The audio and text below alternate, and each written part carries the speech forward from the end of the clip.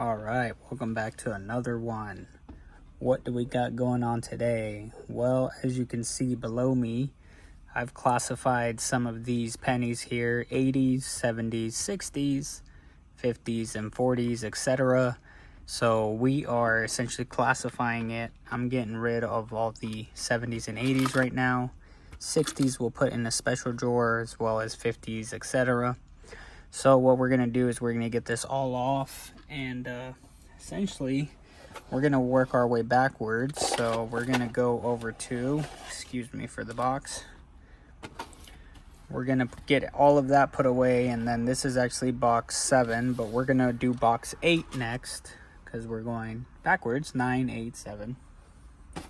And I'll bring you right back. I just wanted this to come out first so that you could compare it to box 8 and essentially see kind of the main differences. So we'll be right back. All right, check it out. We got it all cleaned up. We got all the 1960s and 1950s up here on the left side. 1970s, 80s didn't make it to the desk, so that's all right. We're gonna get right into box numero 8, which is box number 8. All right, you see what we got going on. This here also ends up being about 250 or so, 300 coins. So we're gonna get this all sorted out, and I'll bring you right back so you can see the final results of box 8. Was going through it all, and look what I found hiding in the wild here. 1958D. All right, let's keep going. There we go. That's our final breakdown. We've got our 80s, 70s, 60s, and we only got 250s. So I am gonna have to say, even though we probably got more coins here, this was probably closer to 300. I am gonna have to say box 9 is gonna probably beat box 8. So that's kind of where we are. Box 9 was about 250, and this is about 300. So that's kind of what we're gonna call it now. We're gonna call it 550 total. Let's keep going into box 7 and see what that turns out to. If I have time, I'll give you the weight on this in a moment. All right, so since I already accounted for the tray here, let's go ahead and move the coins over now. So now essentially we are -5 ounces. I know that's hard to see on the screen here. Either way, it'll be hard to see. So let me, so we're still -5. So our true weight for this is 1 pound, 12 ounces. And then we add our 259. It brings us to 1 pound, 12.8 ounces total. So that's kind of where we are for box 8. So almost 2 pounds, not quite. We still missing it by like what, 4 ounces or something.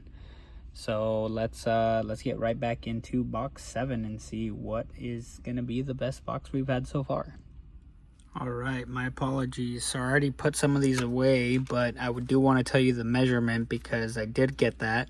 So this was 1 pound, 15 ounces and a half. So this was essentially almost 2 pounds.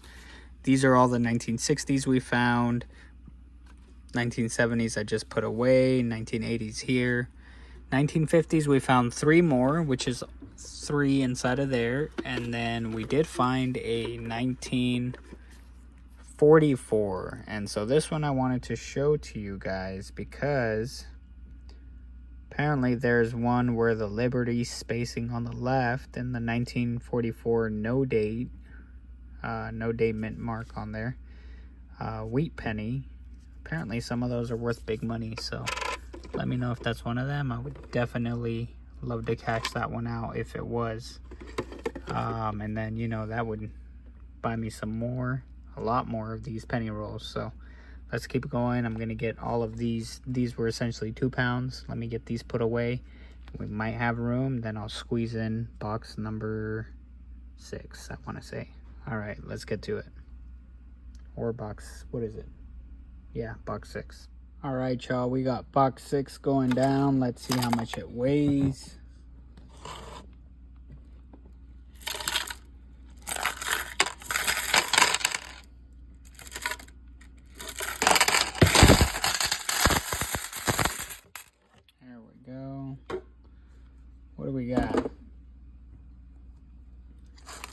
This This is saying 1 pound, 14 ounces, 14.1 ounce. So, not bad. Again, kind of same scenario, almost 2 pounds for box 6. And we'll get this one all written down as well. All right, this is box 6, all set up and all run through here. So we've got it basically classified by 80s, 70s, 60s. We've got some 59s here that end up being the Lincoln Memorial. We've got some 50s here, with the oldest being the 1950 with no mint mark. And then we've got some 40s here, with the oldest being 1944 and a 1946. Plus we have 2 Canadians here, so decided to throw those in. Not in the greatest condition, but we got them. So this is everything that we found in box number 6. And again, box 6 was essentially 1 pound and 14 ounces, if I'm not mistaken. So still a good find. All right, let's see if we can get into box number 5. All right, y'all, I'm pretty sure this is box number 5 here.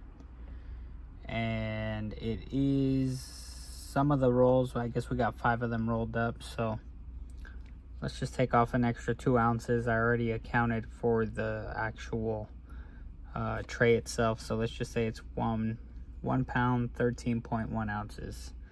And let's get right into it and see what it brings out. In the last one, I'm not sure if I showed it to you or not, but we did end up finding 5 more 1940s. So definitely keeping that other one some company. And then we did have some Canadians. Here we are getting into box number 5. So you'll see that we didn't have a ton of 81s, just a nice healthy amount. Really nice one here in the front on the top. Just didn't quite qualify to move to the next round. We've got some 70s, pretty full as usual. 60s is looking real nice and healthy. There's some in there with a little bit of gunk. Let's check it out. 59, we got one that is a memorial, I want to say. Oh, these are all going to be the Lincoln Memorial, actually. 59Ds, no 40s, but check this out. We got our first 1930s. This is a 1934 no mint mark. And that's our first 30s piece. So we have one 1920s and one 1930s. We're going to go ahead and set that right up here with the 1920 and some of our Canadian buddies up here.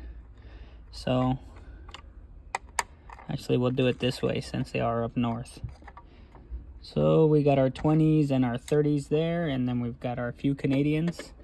No 40s to add to the drawer, but we will throw in these 1950s. We're going to throw these in there as well, just because it is harder. These are kind of the harder ones to find overall. 50s, 40s, 20s, 30s. So this is all the good stuff we're going to keep. As you can see, I was filling it up with 1960s, but you can see a 60s is very common as opposed to everything else. So I think that's what I'm going to focus on: 50s, 40s, 30s, and anything before.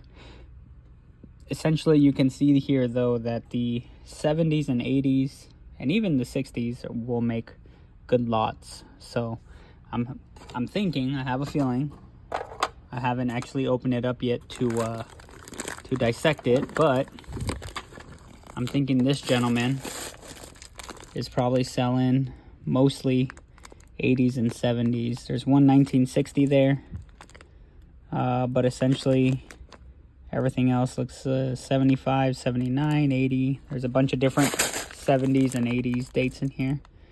Right off the bat here, there's a 71, 73, another 77, another 77, another 71. So yeah, this will be mostly comprised of like this stuff, which is much more common.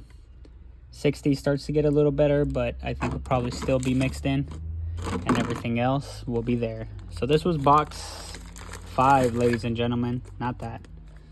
This particular tray was box 5.